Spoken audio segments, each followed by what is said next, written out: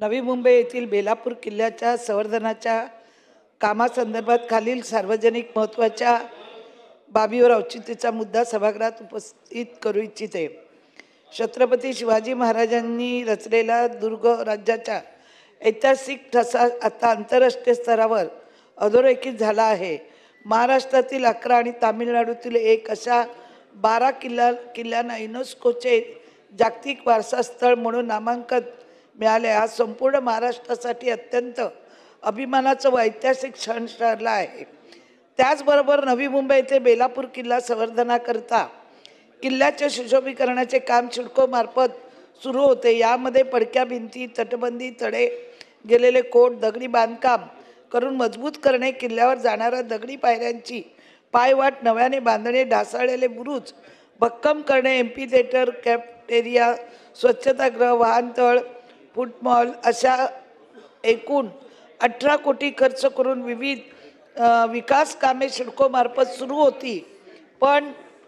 परंतु काही राजकीय दृष्ट्या तरुण युवकांनी सदर किल्ल्याचे संवर्धनाचे काम बंद पाडले व सदर कामावर स्थगिती आणली। सदरचे काम बंद केल्यामुळे अर्धवट राहिलेले काम भर पावसाळ्यामध्ये आलेल्या वादळाने कोसळले। बेलापूर येथे काडीकिनारी डोंगराच्या टेकडीवर पोर्तुगीजांच्या काळात समुद्र मार्गावर टेहळणी बांधण्यात आलेला किल्ला महाराष्ट्र राज्यातील एकमेव महत्त्वाची ऐतिहासिक वास्तू आहे। चिमाजी अप्पाने उभारलेली ही वास्तू नवी मुंबईचे वैभव मानले जात आहे। नवी मुंबईकरांना लाभलेल्या अशा या पुरातन वास्तूचे जतन व्हावे अशी शिवप्रेमी व दुर्गप्रेमींची मागणी असल्याने किल्ल्यांच्या संवर्धन व कामास पुन्हा सुरुवात केल्यास या ऐतिहासिक वास्तूचे जतन होण्यास कामास गती मिळेल।